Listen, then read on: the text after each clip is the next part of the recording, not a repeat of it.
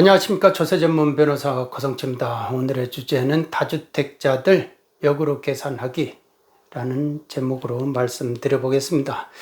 다주택자들이 현실적으로 고민이 많습니다. 밤잠을 못 잘 정도로 이익 계산을 많이 하고 있습니다. 주판화를 막 잔에 운에 돌려가면서 계산을 하고 있는데 이게 답이 안 나오는데 이거 어떻게 해야 되나 현실적인 고민이 많다라는 겁니다. 그런데 이 역으로 계산하기가 참 중요하다, 저는 그렇게 생각을 합니다. 지금 다주택자들 고민이 뭐냐, 1년 안에 1년 내에 지금 팔아라 했거든요. 1년 내에 양도를 이게 가능하냐 이겁니다. 1년 내에 양도가 실제로 불가능하다라고 이렇게 예측하는 사람들이 현실적으로 더 많아요.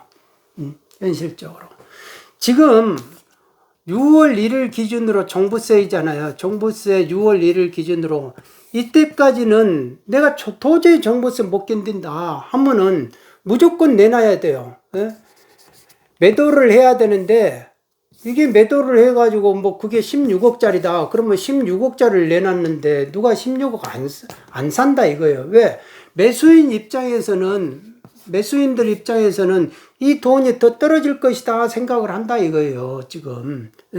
그리고 매수인들이 무주택자여야 되는데, 무주택자면 무조건 집을 사야 되잖아요. 사야 되는데 이 사람들이 현실적으로 DSR 이거에 딱 걸려버려가지고 이게 대출이 안 돼요, 대출이 안 되니까 갭 투자로 도저히 집을 살 수 없다 이겁니다. 그러면 내 현금 가지고 사야 되는데 그 현금 가지고 살 사람이 누가 있냐 이거예요. 현금 부자 외에는. 그러니까 무주택자들이 이 DSR 때문에 걸려가지고 대출을 받아서 갭 투자로 해가지고 자기 돈 조금 버텨가지고 이 집 사기가 이렇게 보통 다 10억이 넘어간 거를 어떻게 사냐 이거예요. 현금 가지고 있기도 힘든데. 그래서 못 산다 이거예요. 그러니까 가격이 이게 더 떨어져야 어느 정도 자기가 가지고 있는 돈 가지고 융통을 할 수 있는 그 수준까지 내려와야 된다 이겁니다. 지난 5년 동안에 가격이 이렇게 올려놨으니까, 문정권이 올려놔가지고 집값 올랐으니까 좋다 하는 게 뭐가 좋냐 이거예요. 지금 이렇게 보면은.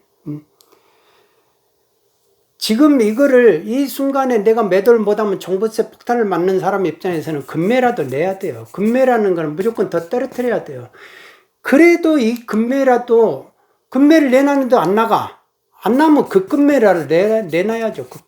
급금매라도 내놔야 이게 종부세 내가 폭탄으로부터 벗어날 사람은 무조건 하나를 떨어뜨려야 된다 이거예요. 그러면 16억 가지고 안 되면은 여기서 1억이라든지 2억을 뺀다 이거 14억으로도 안 된다. 그럼 나는 10억으로 이런 식으로 라도 해야 이거 떨어뜨려 나간다 이겁니다. 이런 사람이 있는가 하면 그러면 어차피 6월 1일 날까지 이건 내가 못 판다 이런 식으로 내가 도저히 못 판다. 내가 그동안 견뎌오고 버텨온 것이 고생한 것이 어떤 건데, 그러면 6월 1일 기준으로 해가지고 2022년 거는 어차피 내가 종부세 낸다 라고 이렇게 생각을 할 수밖에 없다 이거예요. 그러면 그 사람들 입장에서는 다음에 2023년 5월 30일까지는 1년이 있어요. 그러니까 이 사이에 이제 내가 팔면 된다 라고 하니까 조금 여유가 있는 거예요. 여유가 있으니까 그 눈치를 보는 거예요. 눈치. 그러니까 지금은 입시 경쟁 저리 가라 이거예요. 입시 경쟁 저리 가라 이겁니다. 지금은 눈치 경쟁, 다주택자들의 눈치 경쟁이 아주 구경거리가 될 정도로 볼만하게 돼버렸다라는 겁니다. 매수인하고 매도인 간에 네가 가격이 더 떨어지고 안 내놓고 배겨하면서 나는 더 버틸란다. 이런 식으로 매수인하고 매도인의 이 눈치 싸움 보다는 다주택자끼리의 이제 눈치 싸움이 엄청 심해졌다 이겁니다. 내가 이거를 1억을 떨어뜨려야 되나? 근데 저 옆에서 1억 5천원 왔다 해요. 그러면 어떻게 해야 되나? 나 2억 떨어뜨려야 되나? 3억 떨어뜨려야 되나? 나는 쟤네들이 이렇게 있으면 나는 빨리 더 하나라도 빨리 떨어버리려면은 더 떨어뜨려야 되겠구나. 막 이런 식이에요. 그러니까 지금 이 다주택자끼리의 가격이나 경쟁, 눈치 싸움이 불붙었다. 지금 시작되고 되었다라는 겁니다. 그러니까 다주택자들 입장에서는요, 이 40대, 50대 정도가 있고, 그 다음에 60대가 넘어간 분들은, 이분들은 이제 신경 쓰기가 힘들어요. 여기는 이제 뭐를 버티더라도 체력이 있으니까 버틸 수 있는데, 종부세, 이거 좀 버티자 이거예요. 종부세 버티자. 버텨보려한다 이거예요. 버텨보려한다. 여기서는 야, 종부세 난 못 버티겠다. 못 버티겠다. 이렇게 하는 거죠. 종부세 왜 버티자 하냐면은, 이 나름대로 다 이익 계산이 있어요. 종부세 버티고자, 까짓 건 내자 이거예요. 종부세 내자. 내는데, 이게 이렇게 되면, 가만히 보니까 이런 식으로 서로가 가격 경쟁이 일어나면은 집값 떨어진다. 예? 집값 떨어지면은 조정지역이 결국은 이거 해제될 수밖에 없다. 조정지역이 풀려버리면은 결국은 어떻게 되냐? 이 종부세 낼만하다. 지금 조정으로 해가지고 더블로 이렇게 따블로 이렇게 세율을 높여버리니까 그거 못 버티는 거지. 그냥 일반 세율 정도, 종부세 일반 세율 정도면 버틴다. 이거 충분히 버틸 수 있다. 그러니까 지금 뭐 대출이라도 받아가지고 세금 내고 버텨보자. 라는 거죠. 이분들의 이제 기본적인 심리는 우리나라에서 도대체, 그래, 이거 집 팔아가지고 현금이 내한테 10억이 생겼다 하면은 그 10억 은행에다 넣어놔봐야 금리가 뭐 얼마나 될 것이고, 금리 지금 뭐 올랐다 해봐야 또 나중에 시간 되면 내려가는 것이고, 오르면 있으면 내리막길이 있는 거고, 그리고 이거를 어디다 놔두냐. 우리나라에서 어디다 이거를 투자할 때가 부동산 왜 진짜 밖에 더 있냐. 그러니까 이 부동산은 한번 팔아버리면 다시 두 번 다시 이제 사기는 어렵다. 그러니까 아깝다 이거예요. 그리고 이거는 가만히 놔두면 집값이 조정지역도 해제되고 이러면은 집값 올라간다. 그러면 그동안에 내가 세금 냈던 거 이거 만회할 수 있다 나중에 이러는 거죠. 근데 나이 드신 분은 야야 나는 못 하겠다 이런 식이죠. 그러니까 종부세를 버티고자 하는 사람들의 논리는 결론적으로는 이 물건 팔면은 두 번 다시 못 산다. 그리고 나중에 조정지역 집값이 떨어져가지고 조정지역 해제될 것이다. 그러고 나서 다시 또 집값은 올라갈 것이다. 그러니까 장기적으로 보는 거죠. 그러니까 본인들이 계산을 다 해요. 계산을 다 하고 있다. 이거 주판화를 다 튀겨보고 있는 거예요. 그러니까 여기서 한마디로 말해서 베팅할란다. 나는 베팅하겠다. 이거예요. 베팅하겠다. 미래에 이거를 보고 난 베팅하겠다. 베팅을 크게 하는 사람이 먹는 거다 라고 하는 거고, 야 너는 베팅해라. 나는 현실적으로 지금 현실적으로 내가 이런 거 나중을 생각하면서 할 나이도 아니고 현실적인 이익을 먼저 추구할란다. 나는 지금 종부세 이거 내기 바빠가지고 가처분 소득도 없다. 삶의 지금 뭐 질이 내가 이렇게 품질이 엄청 떨어진다. 앞으로 뭐 내가 삶을 얼마나 살겠느냐 라는 식이 된다 하면은 이제 못 버티는 거죠. 그러니까 팔아야 되는 거, 팔아야 되는데 중요한 거는 그 1년 안에 팔기가 힘들다 이겁니다. 그러니까 거래 절벽이 분명코 지금 계속 간다. 계속 가는데 이렇게 되면은 원성이 자자하잖아요. 거래 절벽 내가 팔려고 했는데 거래 절벽 때문에 못 팔았다. 이렇게 하면은 이 윤석열 정권이 한 번은 또 1년을 더 유예해 줄 것 같다. 라는 식의 이제 눈치 싸움을 하는 거죠. 그러면은 그 시점에 그래 나는 그러면 종부세 올해껏 내고 나서 다시 한번 더 버텨보고 1년 더 유예를 해준다면 그때 가서 내가 유리하게끔 계산해서 낼란다 라고 그런 생각으로도 한번 배짱을 튕겨보려고도 한다 이거예요 사람들이. 그런데요 우리가 이 종부세가 문제예요. 종부세 이 양도세 중과 이거에 대해서는 엄청나게 훈련 효과가 있어요.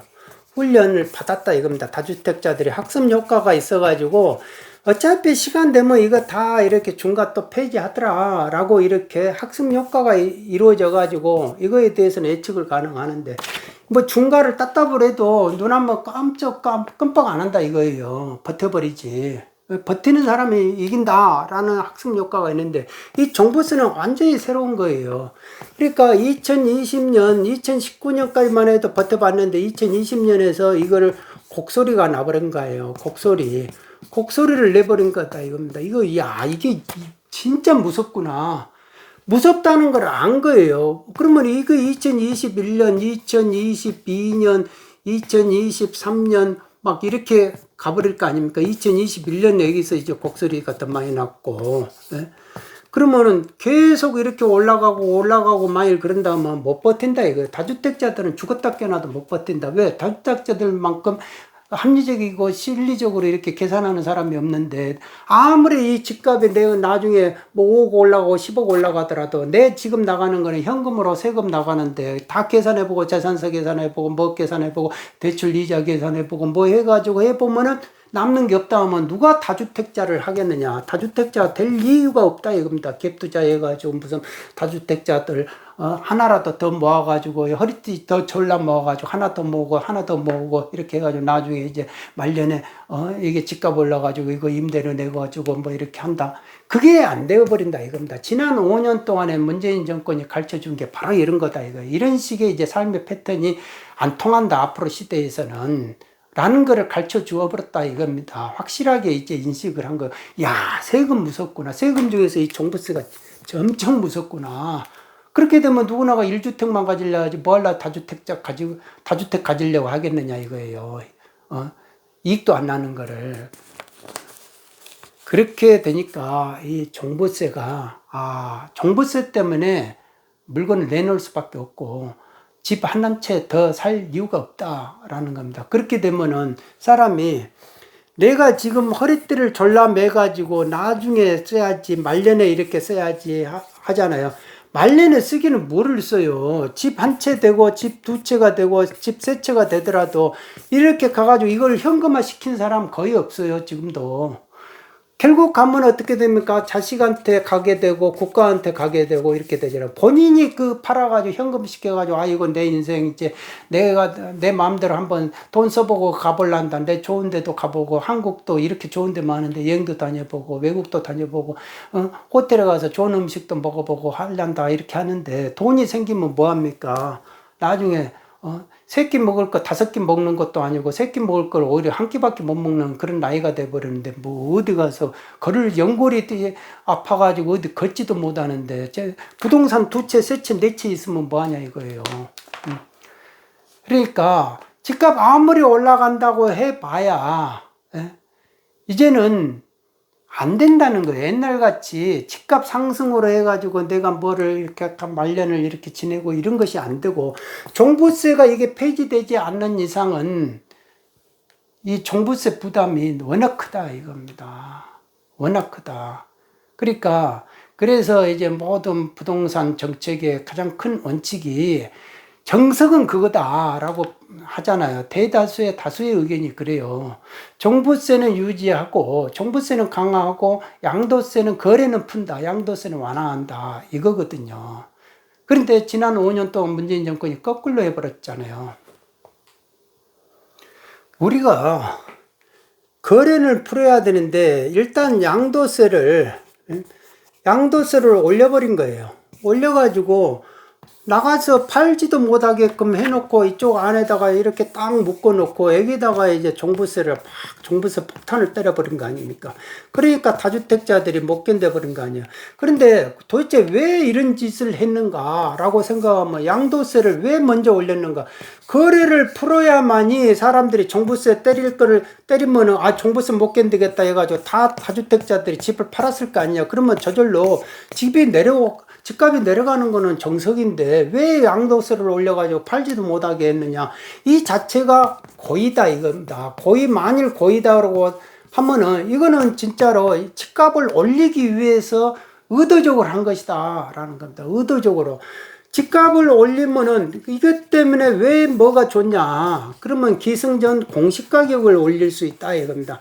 공시가격, 집값이 올랐으니까 우리가 시세를 쫓아가가지고 막 이렇게 쫓아가야 됩니다. 공시가격이 저절로 올라가요. 저절로 올라가면 준조세, 의료보험료, 건보료라든지 건보료 적자가 다 해소돼 버리잖아요. 그러니까 이런 걸로 해가지고 30개 이상의 모든 것이 다 올라가 버리는 거예요. 담배값 하나 인상, 박근혜 정권에서 인상했다고 그것까지 막 거품 부르는 정도였는데, 공시가격 올려가지고 이런 것들이 전부 다 은근슬쩍 다 올라갔는데도 아무 말 못 하잖아요.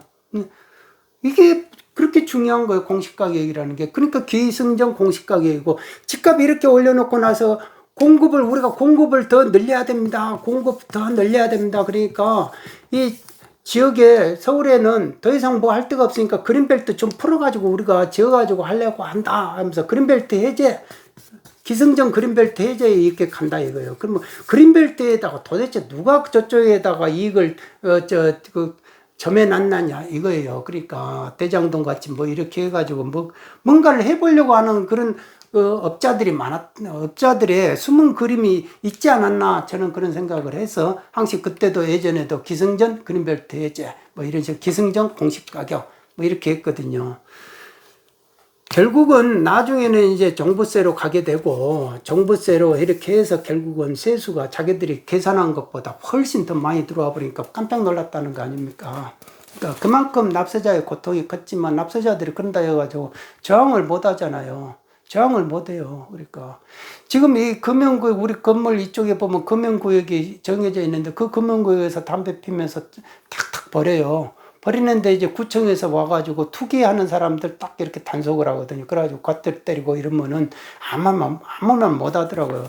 지나가다가 만약 저 같은 사람이 이게 금연구역인데 담배 피우면 안 되지 이렇게 하면 눈을 그냥 막 이렇게 빼가지고 도끼는 치듯이 막 성질 내고 이럴 사람들이 과태료 이렇게 공권력에 과태료 이렇게 한다는데 그거에 대해서 순한 양처럼 꼼짝 못 하더라고. 그러니까 그만큼 우리나라 사람들이 겉으로는 막 이렇게 싸난 것 같아도 이런 식으로 세금이나 돈, 과태료 이런 걸로 돈으로 이렇게 확 잡아버리면 순한 양이 돼버린다는 거를 정권에 있는 사람들이 익히 알아버린 거예요. 그러니까 그 속을 다 알아버린 겁니다. 이제는 돈으로 뭐를 묶어버리는 거예요. 돈으로 꽉 부석을 해버리고 돈으로 불이익을 탁 가지고 내고. 그러니까 이 종부세를 윤 정권이 아무리 내가 풀려고 해도 나중에 종부세 푸는 순간에 어떻게 됩니까? 다주택자가 그러면 종부세 견딜만 하는데 뭐 하려고 집을 내놓냐 이거예요. 그러면 집값이 떨어지겠냐 이겁니다. 안 되잖아요. 집을 지어가지고 언제 공급하는데 시간이 걸리죠. 그러지 않습니까? 그러니까 내일이라도 당장 나오는 것이 이게 매물이거든요. 종부세 때문에 지금 내놔야 되는 양도세 중과 면제 배제할 때 얼른 내놔야 되니까 그 공급이 커지잖아요. 그러니까 집값 떨어지고 이렇게 되고 있는 찰나에 이 종부세를 폐지하겠다, 뭐 어떻게 하겠다 하는 순간에 다시 꿈틀거려 버리면 민심이 또 동요되고 그러면 어떻게 됩니까? 2년 후에 국회의원 선거에서 표를 받으려면 어떻게 해야 돼요? 정해져 있는 거예요. 정치인들 하는 행태는. 그러지 않습니까? 정치인들은 자기 이익이 먼저죠. 자기 이익이 먼저라고. 자기 이익이 먼저고 자기 권력. 그 정치인들이 정치 안 하면은 그 사람 정치에 미쳐 있는 사람들이 정치를 안 하면은 뭐 하겠어요? 우울증밖에 없죠. 아무것도 아니잖아요. 그러니까 정치를 하는 사람들이 정치를 하는 거는 자기 이익을 붙잡기, 집착하기 위해서 하는 거잖아요. 그러면 그 사람들이 정치를 위해서 자기 권력을 하기 위해서 여든 야든 뭐 아무 상관없죠. 같은 그 이게 깃발 아래 여든 야든 같이 뭉치는 거예요. 국민들만 막 보고 인권, 정의, 평등, 형평, 이렇게 생각하는 거죠. 그러니까 그 사람들만 착각할 뿐이다 이겁니다. 그러니까 뭐든지 다 이익 중심으로 돌아가고 다주택자들도 이익 중심으로 돌아가고 정치인도 이익 중심으로 돌아가고 매 정권마다 자기 이익 중심으로 돌아가게끔 돼 있다라고 생각을 해보면 종부세 폐지는 상당히 좀 난해한 문제다라는 겁니다. 그러니까 종부세 악법, 예외를 인정하지 않는 그런 부분들은 정리를 해야 되는 거는 맞아요. 맞는데 종부세 자체를 없애는 거는 윤 정권도 쉽지는 않을 것이다. 그러면 다주택자들은 그거를 알고 생각을 해봐야 된다 이겁니다. 그러니까 지금 집 한 채 하나하나 더 취득하는 사람은 없죠. 연금 부자 아닌 이상은. 그런데 집을 버텨가지고 내가 종부세를 버텨가면서 이 집값 올라갈 거를 생각하면서 5년, 10년 버텨야 되느냐 이거예요. 집 한 채씩 날라갈 건데, 그러면. 그러니까 이제는 인생관을 좀 바꿔야 된다. 이제는 이거를 옛날 사람들은 집 한 채라도 더 가지고 있어가지고 어차피 그 현금 가지고 있어 봐야 다 써버리니까, 집 가지고 있어야 된다라고 생각하는 그 발상을, 역으로 발상을 바꿔야 된다 이겁니다. 지금 내가 생사가 지금 중요하자고, 지금 죽음의 그림자가 곧 다가오고 있는데 내가 5년, 10년 버텨가지고 그게, 그래, 지금 10억짜리가 20억 된다 한들 그게 자기 것이냐 이거예요, 자기 것. 자식들 분란시키고, 자식한테 가고, 자식한테 뺏기고, 국가한테 뺏기고, 다 그렇게 돼 있다 이겁니다. 자기가 쓸 돈도 하나도 없으면서 결국은 어떻게 됩니까? 본인은 요양원에 가게 되잖아. 본인은 요양병원에, 결국은 그 자식이 또 요양병원에다 보낼 것이다 이겁니다. 어느 요양병원에서 아들이 와가지고, 모시고 이제 오니까 집으로 데려갈 줄 알고 좋아라 했는데 은행을 한 바퀴 삥 돌고 이제 해약을 한 거예요. 그러고 나서 다시 요양병원에다가 보내는 거예요. 그러니까 나는 안 들어갈란다, 안 들어간다고 발버둥 쳤는데 어떻게 됩니까? 들어갈 수밖에 없잖아요. 그런데 10,000원만 달라, 10,000원만. 그러니까 10,000원은 왜요? 그러니까 내가 집에 가려면 택시비 있어야 되지 않냐 하면서 그래도 10,000원 안 주고 올려보냈대요. 그런데 그 배우자하고 큰아들하고 같이 그렇게 있었는데 나중에 배우자도 2년 뒤에 또 돌아가실 때 또 똑같은 일을 큰아들한테 당했다 이거죠. 그러니까 결국은 자기가 노예에서 병으로 가는 그 이때가 마지막 내 삶의 품질을 내가 좌지우지할 수 있다 이겁니다. 어차피 병 들어버리면 품질이, 삶의 품질이, 인생의 품질이 확 떨어져 버리니까 지금 이 순간 품질을 위해서 어떻게 해야 됩니까? 집을, 성냥개비 같은 집 하나 가지고 있어가지고 저게 20억 됐지, 30억 됐지 하면서, 그거는 천장에다가 보리굴비 하나 얹어놓고 맨날 그 맨밥에다가 이렇게 보면서 좋아라 하는 거하고 똑같잖아요. 그런데 영양실조가 걸려가지고 죽어요. 그러니까 지금 백척간두의 절벽에서 이렇게 외줄 하나, 그것도 그것도 이제 다 이제, 생명이 다 된, 그게 이제 그 동아리줄을, 끊어질 것 같은 동아리줄을 간신히 매달고 있는데 거기서 꿀물이 하나 떨어진다고 돈 1억짜리가 하나 떨어지고 두 방울 떨어지면 2억, 3방울 떨어지면 3억, 4방울 떨어지면 4억, 5방울 떨어지면 5억 하는데 이미 내 동아줄은 끊어져 가지고 어디로 가버려요? 저승으로 가죠. 어디로 갑니까? 예. 그거를 잘 아셔야 된다. 우리가 전체적으로 내 인생의 라이프를 가지고 생각을 하셔야 된다 이거예요. 지금 1억, 2억, 3억, 4억 올라간 그 집값 상승분을 생각해가지고 내가 지금 종부세 버텨야지, 뭐 어떻게 해야 되지, 이거하고는 차원이 틀리다라는 겁니다. 이제는 다주택자들도 좀 이런 미시적인 사고에서 거시적인 사고, 내 인생의 생로병사, 생사의 과정, 생사가 더 중요한 거지 지금 1, 2억 올라가는 게 중요한 게 아니다.